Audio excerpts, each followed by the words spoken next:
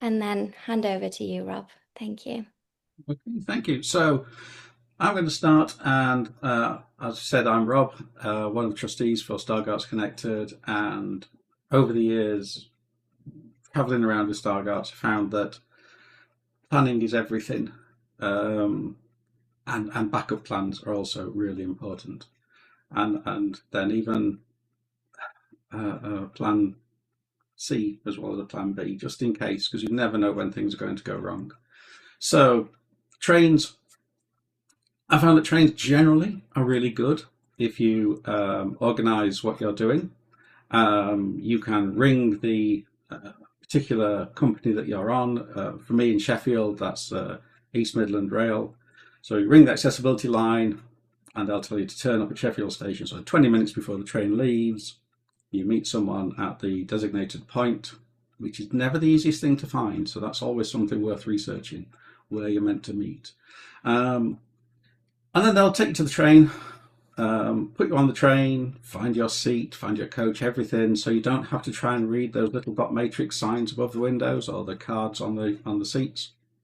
And then they'll say, "Do you want us to ring ahead?" Normally, it's normally when I'm going to London on my own, and I go, "Yes, ring ahead." And someone, in theory, meets you off the train, so you just stay on the train until someone meets you, and then takes you through the barriers and all that sort of stuff. So when it works well, it's really good. And I've had the situation, I've had to go down to Moorfields, and um, I've been met off the train, go through the barriers, and then say, "What do you want to do next?" You say, "I need a taxi to go to Moorfields from St Pancras." And they literally walk you to the front of the queue and say to the business gentleman who's desperately waiting for a taxi to get to his meeting, "Do you mind if this gentleman goes first?" And he normally goes, "No," because you've got your white stick with you.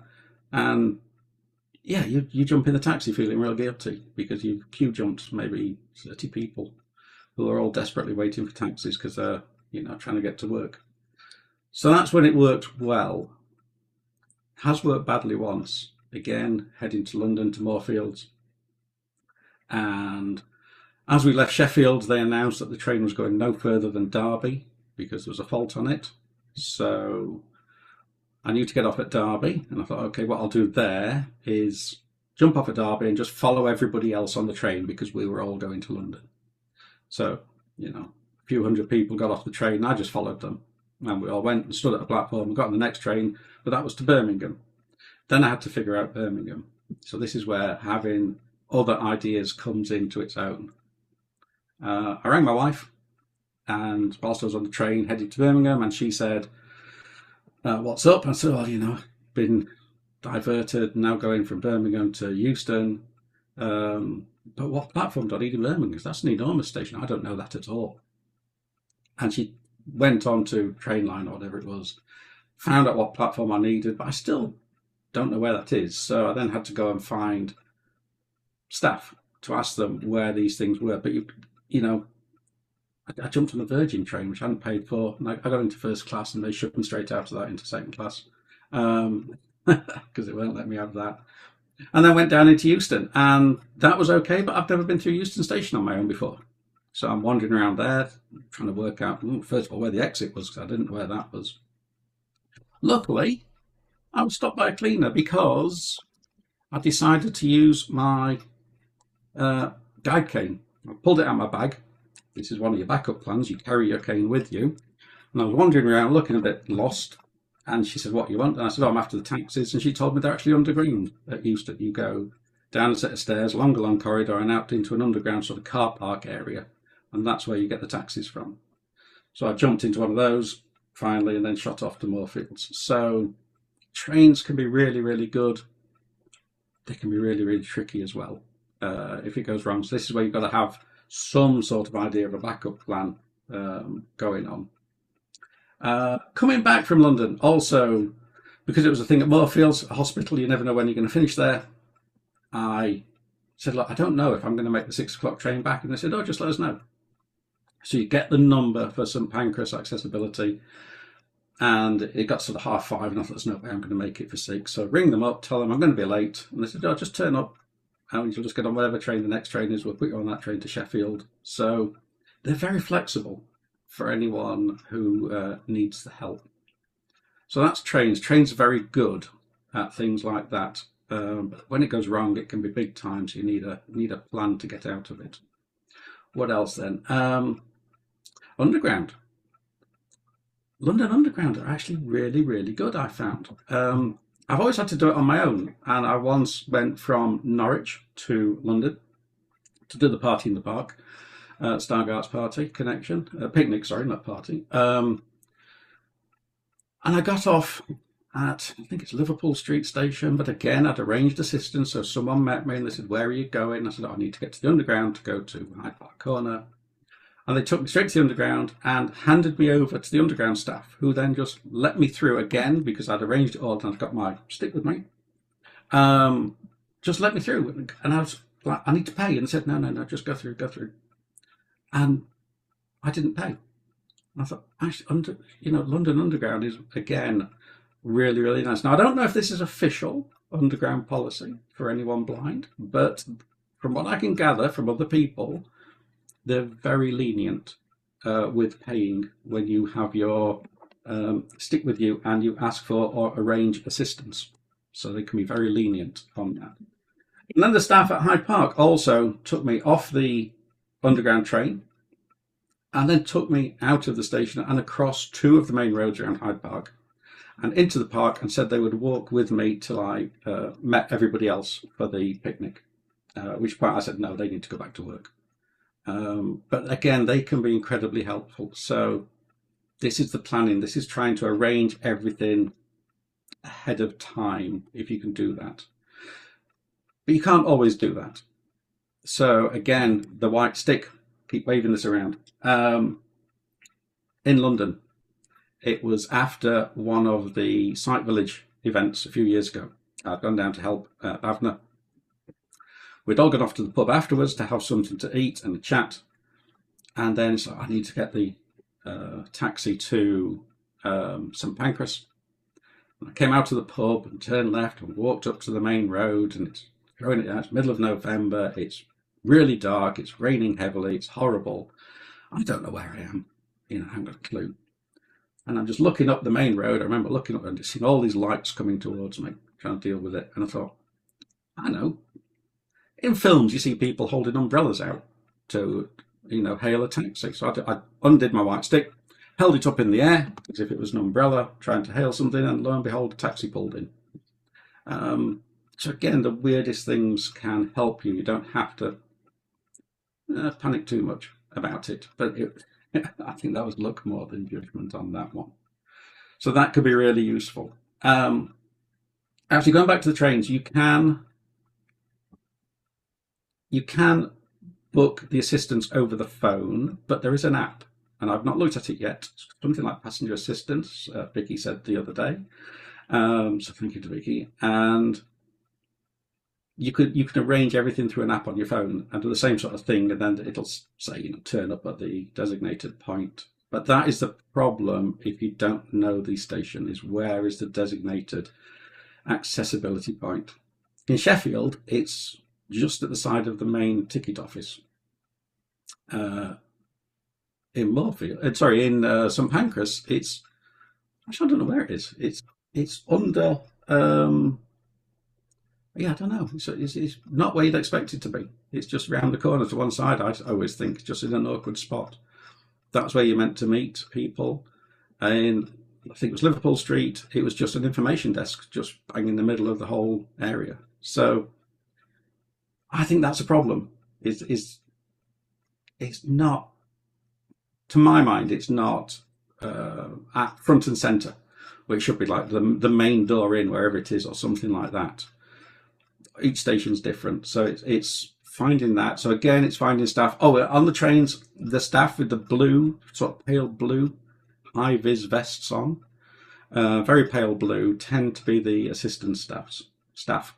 So ask them, and they will help you. And again, if you're booked beforehand, they'll probably all be able to radio in and check who you are and sort everything out. So little things like that are always.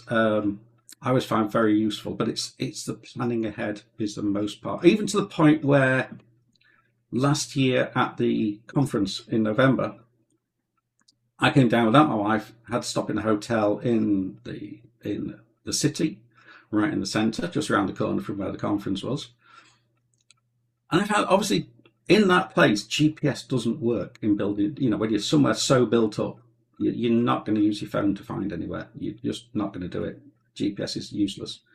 So what we did, me and my wife, we sat down before I came down to London and planned ahead. We found the hotel and then street viewed from the hotel all the way to the building I needed to go in. So I knew all the paths, I knew where all the stairs were, I knew all the steps and everything. I knew where all the handrails were, and carefully street viewed the whole journey, which was really, really useful. So when I got down there, I checked into the hotel, I walked out, and I did the exact walk I needed to do the next day for the conference. I walked there and stood outside the door and thought, okay, this is the building, this is where I need to be, and then just walked back. I thought, right, that's great, I know where I am. But I tried my phone, GPS wasn't going to work. I even had, which I was trying out, a Humanware Stellar Trek, which is not bad most of the time, but again, did not work. I'd already pre-programmed where I wanted to go, the locations on it. But in such high-rise buildings, tower blocks, you know, of offices and things like that, not going to work. So again, planning is everything. So you know what you're doing. Makes life so much easier, and it's, you know, reduces the stress enormously if you can do something like that. So yeah, my tip is just plan ahead. Have your first plan, your second plan, your third plan. Have someone you can contact in emergencies, all sorts of things. There are obviously apps on your phone. What's the one? Be My Eyes. You could, you know, use that if you need to bring up the camera and then talk to somebody and ask them if they can see the accessibility point or things like this, or get them to read signs to you. So there's lots of things like that coming along. You can use those now on your phone. They're starting to come on. I think they're on the Meta glasses. Be My Eyes is on the Meta glasses, but I'm not 100% certain about talking to somebody because I haven't got a pair to try. But again, this stuff is coming along, technology to try and help. What's the other one? Good Maps. Good Maps have mapped some of the railway stations on some of the different on the lines. I think they've done Transpennine routes. So you can again pull up the Good Maps app on your phone. This uses a camera to decide where you are, and it will connect to their maps. And then, in theory, it can guide you around a railway station. And you know, basically put your internal location in, just like you do on a car sat nav. You want to go to platform 2, platform 3, and it'll figure out where you are, and then it'll tell you how to get there. So that is a good one. Again, I've not had a chance to try that. I don't know if anyone else has, so if anyone does, if they could say whether they've had a go at it, would be useful. And that can do indoor mapping, but that's up to individual companies to map their building and get Good Maps to come along and do it. And I believe it's Transpennine Rail have done a lot of their stations, but I don't think they've done all of them. So again, that could be useful, and that's great if you know, restrooms and things like that.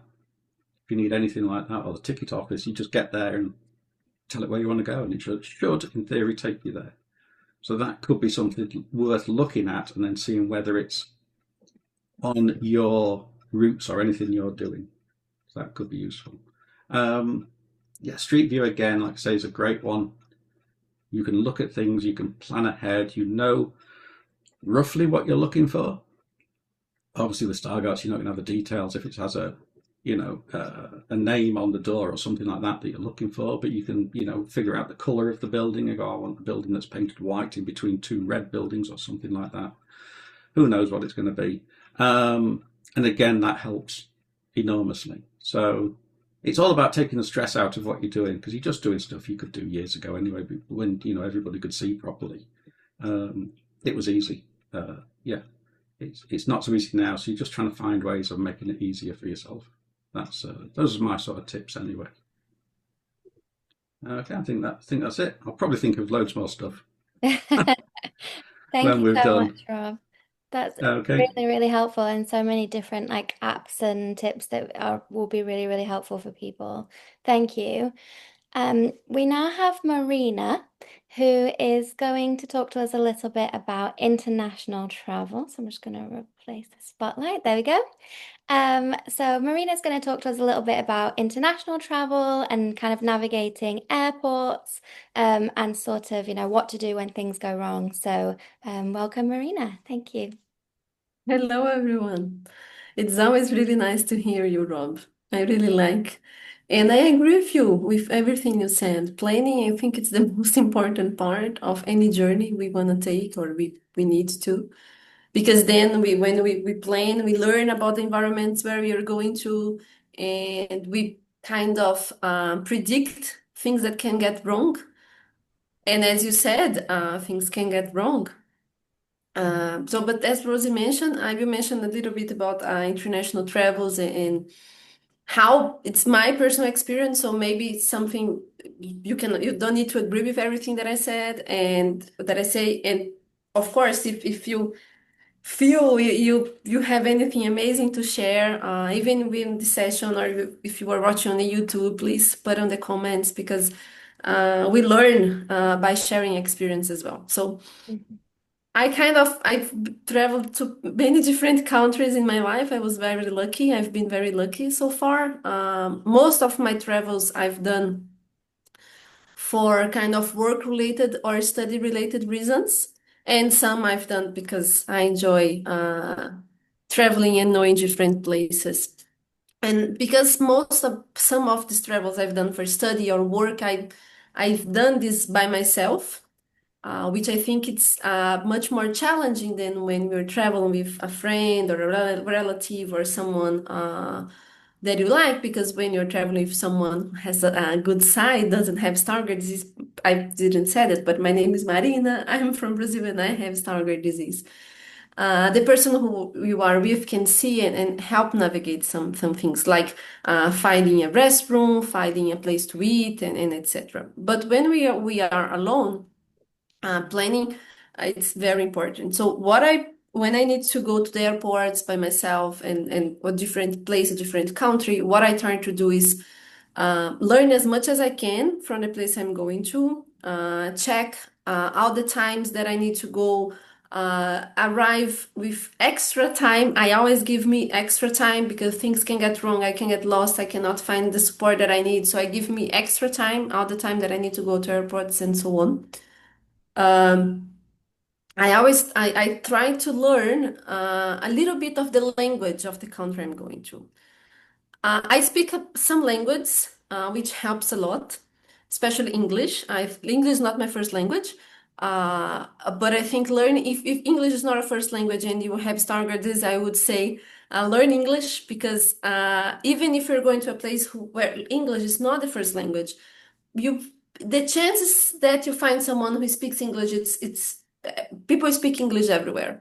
So I really recommend learning English. I think I would say it's the thing that helped me most on my travels. But if I travel around where I live in South America, learning Spanish can be very helpful as well. Unless you're coming to my country, Brazil, where no one speaks English, neither Spanish can be complicated. But I would say learn a few words about the language. When I went to Greece, I learned how to say hello, good morning, and then I changed it to English. So people feel that you're really welcoming them as well. I think it's a kind of way to be nice for those who will support you. Even if you don't know all the language and even if you need to use Google Translate and so on, just learning the opening of the conversation. It my experience, it helped me a lot to people be more welcoming and supporting me. Other thing that I would say besides just going to the trip is to find a way to have internet as much as you can. When you travel international, depending the country you are going to, maybe you need to buy an extra package for international, I don't know, data, something like that. So check it out before traveling. Sometimes you don't need, sometimes you do, but ensure that you have internet access where you will be. Because with internet, you can translate, you can use Google Maps, you can use different types of apps, or even you can do a video chat with a family member, say, please help me, I'm in this place, well, what I need to do that, so please, how can you support me? So have internet, I think it's a good tip. I've been without internet here and there because things happen, but I try as much as I can to always have internet in my phone. So I can use apps to support me when I need. And I always traveling when using airports. I'm always with my cane. I know using the cane when we have Stargardt disease, especially because we have a good mobility, and I personally have a good mobility, can be tricky and is a process. I'm not saying you should wear your cane. It's a process. I've been through this process. I have Stargardt, I don't know, for more than 20 years. I've been diagnosed, and I only started using my cane, I would say 6, 7 years ago. I was really opening to use it. And what I feel that now that I'm using my cane is that it opens all the doors to me, all the doors, all the doors. I have an Argentinian friend who says that please take your cane. You are Moises. You open all the doors. You open the seas when you are your cane. When you have your cane, she was really funny about that because it actually is true. People see, they understand that okay, this person has a sight loss. Maybe it's completely blind. Maybe it's not. Most of the people you think we are completely blind, but in my experience, I say it's both. Like I don't know how much percent would be. More than 50% thinks we are completely blind, but it's not 100. Some people really understand that we have a sight loss and we see a little bit. And when you just explain, oh, I see a little bit, I can see some things, and they are really receptive to that. And they open out the doors. You don't go to queues, which is amazing in airports. You just go in front, everything, and people are more receptive and more patient with us. So I would advocate for using the cane in airports. It really make things much easier.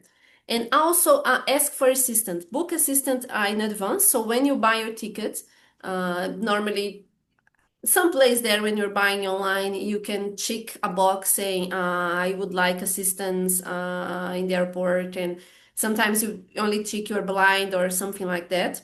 And when you arrive at the company, when they're doing the check-in, someone will arrive and help you out, which it's absolutely good. The service it's not the best ever. It really depends in the airport you are in. Some are really amazing, people really receptive, good, understand your needs, support you, don't treat you like a child.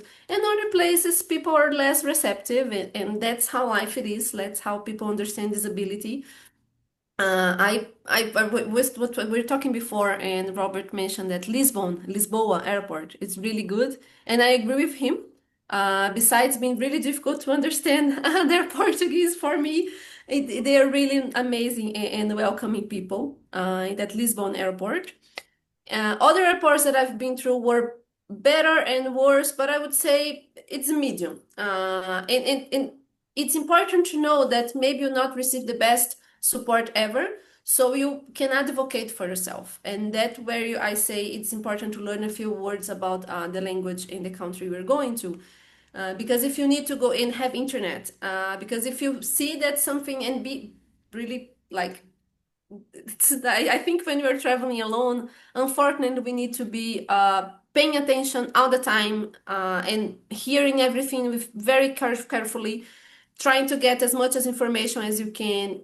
Because even receiving assistance, it's important to keep an eye on the time and say if you need something. So if you need to go to the restroom, oh no, I need, oh, but do you need to wait a little bit? No, no, no, I need to go now. It's my needs.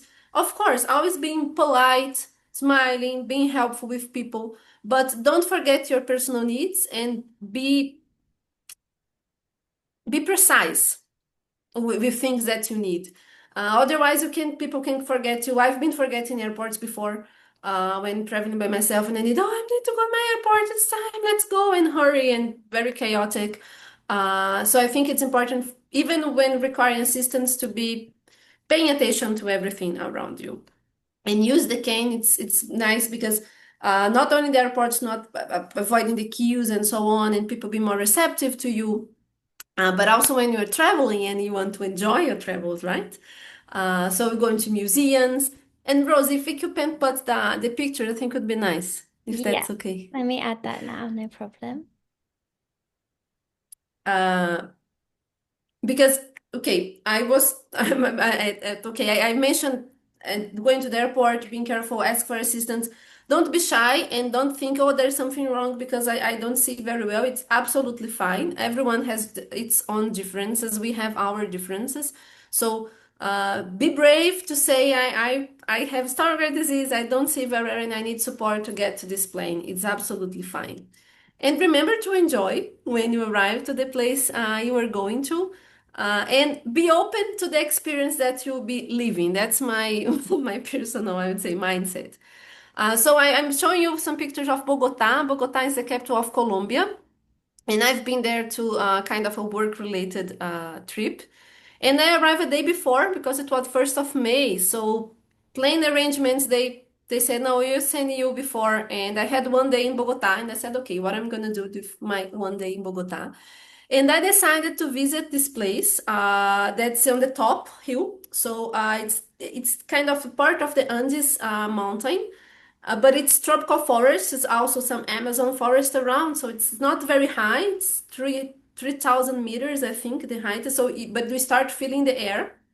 You take there are many ways of climbing and getting down. I decided to go down the stairs, which is the second picture that I'm showing. The worst accessible stairs ever. I don't know what I've done that. I was very lucky that I had my cane and my sneakers, always with comfortable shoes. Everywhere I go, I'm wearing comfortable shoes, especially when traveling, because I know I will be walking. Places can have stairs that can be difficult. So I'm always thinking my safety first. So my safety and my comfort first. So means good shoes, comfortable shoes. And something really funny happened when I was there. I was alone, so I took what they call funicular, which is the kind of train that goes around the mountain. Very nice. I paid half price and I didn't need to stay on the queue, and the queue was huge because it was a holiday because of the cane. So again, 1 point for cane, more points for the cane. When I get there, I start walking around, take some pictures, and it's a Catholic place, so people really some people were like praying, and I was respecting their moment as well. But it's a beautiful view. Some people were having picnics and was just enjoying myself. And I said, "Oh my God, I'm here and I need to go to the restroom." But I had no money at all. This is something that you should not do. I was wrong when this happened because I said I'm traveling. Like they are sponsoring me to this work-related travel, so I didn't change. I said I have credit card. I will not change the money. No need for changing the money. Wrong. Always have some local currency and cash with you. I was trying to go to the restaurant. I asked for a kind of a worker, where is the restaurant? I know it's there, very inaccessible, difficult stairs. I arrived and I needed to pay, and they only received cash. And say, okay, my God, what am I gonna do? Because I didn't pay to get down and you can only book it when you were down the mountain. I'm up. I need to go by the stairs. I have no money with me and I need to go to the restroom. What I'm gonna do? But I had the cane, and the woman at the door said, "No, no, you cannot go. You cannot go." And then someone, random woman, get out of the restroom, look at me with my cane, and start, "Oh my God, what can you do? Don't you see she's blind? She needs to go to the restroom. She needs to go. She needs to go." And I was just looking. I do speak Spanish as well, so I was like listening, but they realized I wasn't from there.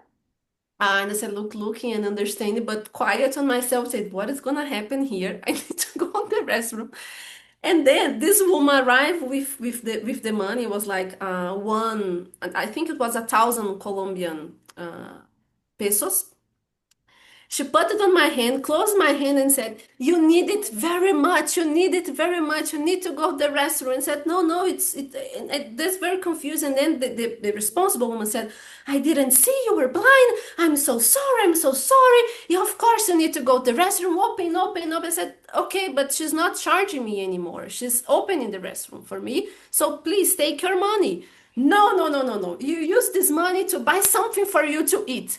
But you can't buy anything to eat with 1,000 pesos. So I went to the restroom, and it was the first time in my life that I went back home with money. I didn't, and I received this money because of this whole cane and thing situation. And I found it was really funny, and I end up climbing down these stairs, and I enjoyed my day. Had some muscular pain on my legs before was more than 1,000 stairs. But I enjoyed my morning. I had lunch and then I enjoyed the rest of the day.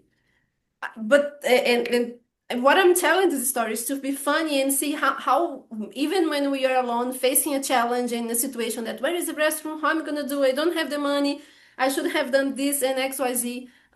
Just be open to solve the issue whatever it happens. And some in most of the times when people see us, they just want to help and they do whatever they want to do, and I just let them do what they want, and that's it. I get done what I want. No one was harmful. Everyone was happy in the end, and that was it. Another nice experience that I had because I was traveling and I was open by the fact that I was with my cane. That was the next picture, Rose, if that's okay. Okay. Is when I went to Greece, and that was a trip that I've done with my family. And there are two pictures there. One is as Mykonos, which is just a beautiful landscape. I found that was beautiful to illustrate. And the other one is in Olympia, the archaeological place there. And I'm with my sister. I love history. I actually did my undergraduation in history. And it was so amazing to have the cane there in Greece because things are difficult to see. I'm always with my monocular to see things from far away. I'm using my phone to amplify. I'm taking photos and I'm zooming in when I want to see things. Of course, using internet, using translation, researching before, knowing what I'm gonna see. It's very important to be aware a little bit. Okay, in this place, what should I look for? I should look for this statue or this specifically historical thing, etc. And they're so open to receive us in most places that we go through that they just don't charge us. They don't charge someone with us. So I remember I visited Athens, the Parthenon, and I didn't take the queue. I didn't pay, and my father went with me. We both like without. They didn't charge us. They just opened the doors for us, and they allow us to touch everything that I wanted to touch. This was absolutely amazing. And Olympia was the same. I was able to touch things around. Of course, you cannot touch everything, but you can. I touched a lot of things, and that made my experience much more intense and really going and see in deep what it is about. And because most of the place is not about seeing, but it's about experiencing it. It's about feeling the environment, feeling, okay, it's cold, it is warm, it's raining or not, what is around me, it's knowing the people, sometimes knowing the food. In Mykonos, we ate amazing Greek uh, octopus, and it was really good, the food there, and wines. So I try when I'm traveling, even when I'm enjoying or working, to see besides my sights, what else can I feel when I'm traveling and for the whole experience. And the last thing that I want to share, and then I stop talking. It's and then I have more pictures on the next slide. It's I love to go to open air and museums places. So three different experience that I would like to share you. One, and this is why I'm with my friend Eric Hartman. He's from the US. He's from the Coroderima Research Foundation. We were doing an international event where I live in here in Belo Horizonte, Minas Gerais. And we have an amazing museum. It's called Inhotim. It's the biggest open air modern art museums garden in the world. It's crazy place. Absolutely amazing, very international. So all the times, as you say, there's a lot of gringos there. And I said, Eric, we're going there. It's a far away. It's not far away, but it's a 1 hour drive place, open air. But when we arrived there, and I know the guy who works there with accessibility as well, that helped. We didn't pay again. They didn't charge us. They gave us a small golf cart because the place is huge. Like it's a Brazilian measure, like really amazing and huge. You cannot walk the place in one day. You will need a week to start walking a little bit of the place. So the golf cart has helped a lot. So we used the golf cart. They didn't charge us for the golf cart. There are kind of bus lines, but this bus lines with the golf cart in this place. We walked all the things. They allowed us again to touch everything. And people really welcoming. We're not taking every art place. There was a queue, and we just go without the queue again because we were with the canes. It was amazing. The second place, it's an UNESCO Patrimony of Natural Things called Peruaçu. And this was really tricky because it's not an accessible, there is an accessibility there necessarily because different places, okay, they are accessibility, they are prepared, but this place is not prepared. It's in the middle of nowhere. It's a place where you walk, a walk for the 2 days, and you visit caves, different types of caves, and you see different type of animals, and you see a lot of cave paintings from 14,000 years ago. It's here in Brazil as well. And you need to hire a guide. So I talked with the woman and said, "Hey, Indiana, Indiana was her name, and she's from that region. She grew up on that place, so she knows everything there." I said, "I'm blind. I'm legally blind. I'm partially sighted, and I want to go to this trip. I'm organizing with my friends. I have my phone to amplify. I have my binoculars. I have a monocular to see things, and." What can we do? So I decided to buy these hiking supports. When people are doing hiking and you go to stores like Decathlon and you buy some. So I bought two of them to help me, especially with the stairs. And my friends, they were very supportive with me. They said, "No, no, we are going on your time." But end up, I was much quicker than them because I'm more physically prepared. I do a lot of sports, and they were really tired at the end. But it was amazing. Like, even if the place was really hard to walk for everyone, not just for people with visual impairment, and with rocks and some places not being because in some places they cannot do anything to change, so in some places they will have like breeds and woods to help, but in others it was like you can only walk here, and you cannot touch anything, you cannot do anything to preserve, and they are amazingly they're doing the right thing there. That's what I mean. So you can't touch anything, you can't get close to anything. But I talked to the people at the parks, the national park. I explained, they said like, no, touch, you cannot touch a lot of places, you just can't. But if your guide think it's okay and respecting the nature, etc., etc., in some place you can get close to see things. And I was able to get close to see some cave paintings, and it was amazing. And I think it was possible to do that. That's my goal. It was absolutely possible to do in our time, having conversation, open conversations, and just making the things happen. And it was fantastic. And the last is just to remember that when you're visiting museums, more and more they are opening to make things more accessible to us with visual impairment. So sometimes you have tactical paintings, as this one that I'm showing, and other times you have audio descriptions with QR code or Braille. I don't know, I know Braille, but maybe the theory, if I read, it will take a long time. But I love exploring and asking museums, okay, what types of accessibility do you have? And sometimes you can be, we can have really good surprise in this museum in São Paulo, the city of São Paulo. It's called Ipiranga Museum. It's a palace, and they have this is a famous painting about Brazilian independence, and they made this painting all tactile and really big with high contrast, and made my experience of seeing this painting that if you are Brazilian, you see this painting on the books and so on, it's part of our history, like historical paintings like the one, the Napoleon in France and so on. So it was nice to have that experience, something that we see since we are a child, and then they make it accessible. Even if you can question the history about that, that's not the point. I'm just saying that it was made accessible. So it's really worth be open about visual impairment and asking for support. And that's it. I talked a lot.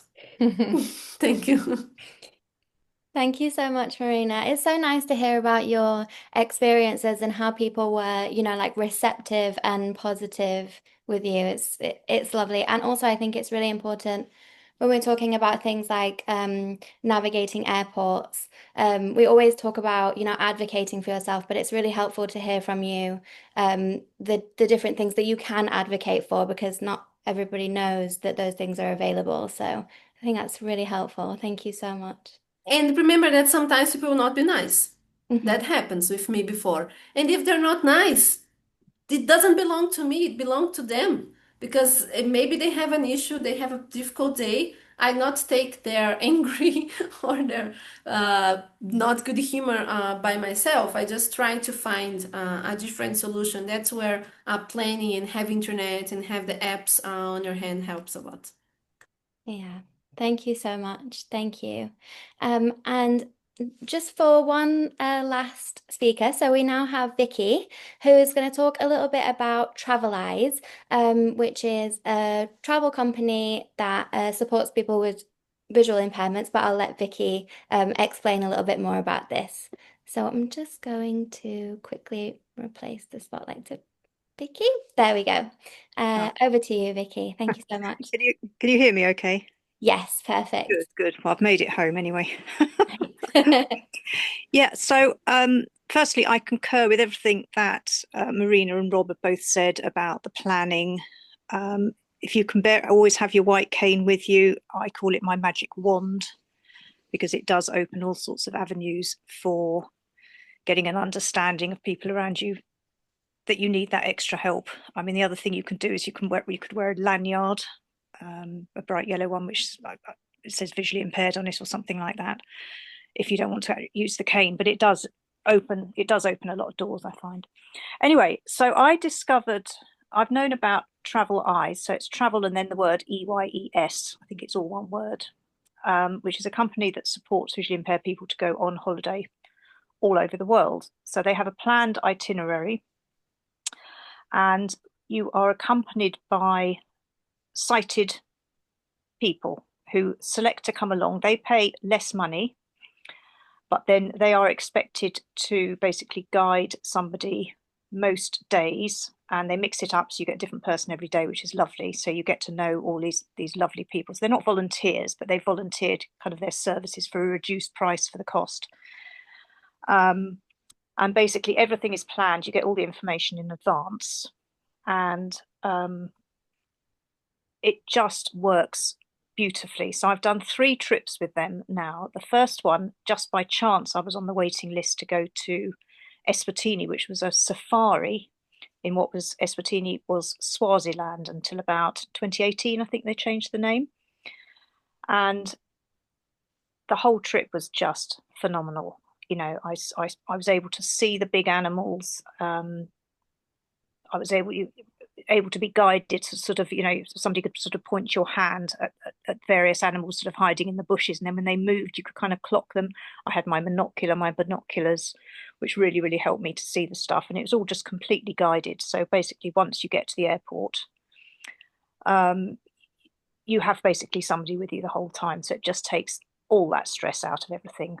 Reading the menus, guiding you around your hotel rooms. So the first time, actually, I was in Vietnam earlier this year, and that was a phenomenal trip as well. So just a slightly funny story. So I was sharing a room with a lady who'd come over from Australia, and she'd already been in our room for a couple of days. So I joined her, and it got to the evening. I think she was already in bed. So I managed to get into the room, and then I could not find any light switches apart from the bathroom.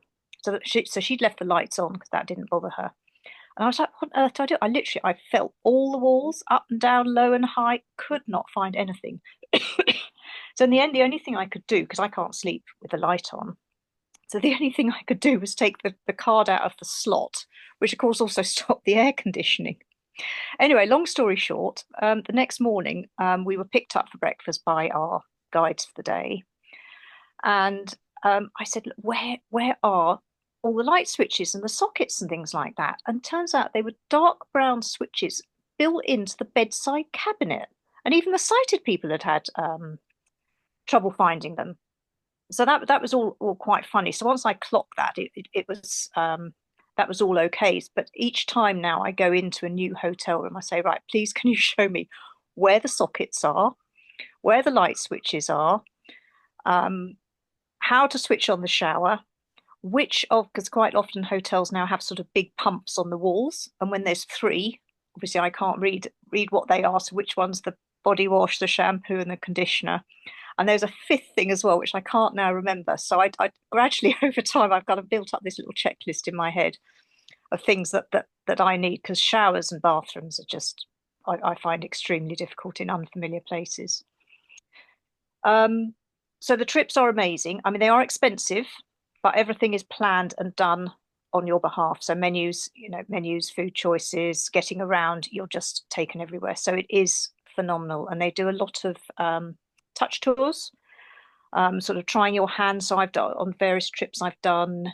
Well, I didn't actually. There was some like sort of weaving of something. We learned how some mats were made, and we could see how sort of we learned all about local communities. They really like advocating for local communities, and quite a lot of these are women led. So there was one in Eswatini where the grasses were picked by women somewhere or other, and they were brought down to other women who then dyed them, and then they weaved them, and then they all came back. So it was a massive community project. So that was really interesting. Another time I did a cookery class. So that was all guided through the cookery. That was fantastic. And obviously we ate the food afterwards, which was delicious. I've had walks around gardens, sort of looking at fruit and veg and learning about all the local communities. So they really, they do work really hard to give you a very lovely itinerary, which was amazing. So I can't advocate them enough. So if you've got the money, I do suggest you have a look at their website. Now, the hardest thing, though, for me was the first time I went with them, as I say, to this trip to Eswatini, which was sometime in 2024. The hardest thing was actually, and the hardest, most stressful thing, if you like, was getting to the airport. So I had to go to Heathrow, and I've not flown out of Heathrow since the turn of the century, when I think I probably still had enough sight then to kind of get around, and I was with somebody else. So a lot of planning, and I managed to get 3 buses to the right terminal at Heathrow, because there's different terminals. And I was also doing it in the middle of the night. But do you know what? I did it. I had to ask one person where a bus stop was, where I had to change buses. Another time I managed to find out that I just needed to wait. I got off one bus and I only had to wait for another bus to come to the same bus stop. So like Rob was saying, it's all about the planning. Marina's referred to this as well. Don't be afraid to ever get out your magic wand, because it can be magic. It really can be magic. And then coming back, I was able to get somebody to basically to take me to, I knew what bus I needed. We looked up the bus stop and somebody took me to that bus stop, and I was then able to find my way home. So that's Travel Eyes. Now, next month, I'm going to Ecuador and Galapagos with Seeable. So this is Ceeable, I think.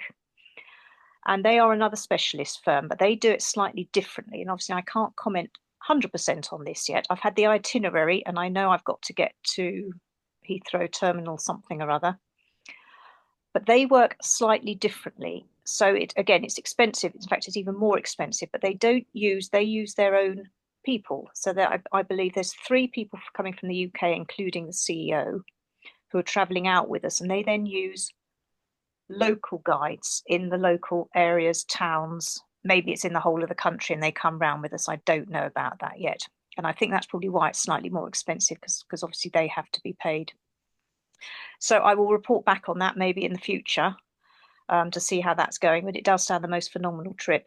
I haven't quite got my head around all the venues yet. But again, I think there's like a dance class, a cookery class, boat trips, going down the Amazon, visiting places. There's quite a lot of walking in this one, which I quite liked, being outdoors, because I do like that sort of stuff. And of course, as most of you know, I love taking photographs. So I shall be all over Facebook with that one. So do join me on there if you want to find out about my adventures. And just one last thing. So I said about the magic wand. The other thing Marina referred to was about having some data abroad. Now, so far, I've only ever used Wi-Fi when I get back to the hotel to look at my photos and put them, do Facebook posts and stuff. And then obviously I can WhatsApp. You can do your normal WhatsApp messaging and all that sort of stuff. And I usually switch off my data at that point, so I don't get charged by O2. But what I have tried, and I have not yet had success with, I'm sad to say, is there's what you can buy these days is packages which is called an eSIM. So E-SIM. There's loads of companies, loads of apps out there that do plans for like 2 weeks for a certain amount of gigabytes of data and things like that. And basically, you just set it up on your phone and then you activate it when you arrive at your destination country, or you should be able to. And you can then use that data when you're out and about, because I really wanted to sort of try using something to sort of make notes along the way, because when you're doing sort of several things in a day on these trips, it's very, very full on. I mean, it's the odd sort of rest day, but you want to get out and explore. So sadly, I couldn't get that to work. So I did manage to get a refund on it. But I'm going to try that again next time. But that is something that is very up and coming. And you just buy an eSIM, so you just switch off your own one in your own country, and you use the one on your phone to get your data, which could be very useful, as Marina was saying, if you want to find your way around, if you're by yourself or you're with a partner somewhere else traveling. That could be really useful just for those bits and pieces you need. And I dare say Be My Eyes is worldwide. So I can't see why not, that if you were somewhere else out and about, let's say, another town in Europe somewhere, city in Europe, I can't see why you shouldn't be able to, on your phone, use the Call a Volunteer. Whether you'd get somebody who speaks good enough English, I don't know. I do like Marina's suggestion of learning a few words for the local language. I've tried a little bit of that in the past. So there's a few tips and tricks there, but largely I completely agree with everything anybody else has said. And if you want a fantastic experience, if you're traveling alone, or obviously you could take your partner, and you can afford it, try Traveleyes or Seeable. They are, as I say, they are specialist trips, and it's very, very hands-on. It's very friendly. I've made some wonderful friends through it, both VI and otherwise, and sighted people. I've subsequently, with another friend who was with me in Vietnam, we subsequently had a catch-up in Bristol with 3 of the lovely sighted volunteers. We had a lovely reunion. We're actually talking about trying to sort out a few trips by ourselves, because obviously they know what we're like. They know we're perfectly capable, apart from reading maps and reading menus and stuff. And we don't need full guiding, if you like. We can sort of follow them around, and we get on very well. So we're hoping maybe to plan some trips with them in the future. It's still a work in progress. But don't think you can't do it. There's ways and means. And I think that's about it. Thank you so much, Vicky. And I'm really excited actually to see the photos from your next trip, because that sounds amazing. Yes. Um, but yeah, thank you so much. And also to Marina and Rob for just like sharing your tips and experiences as well. I'm just going to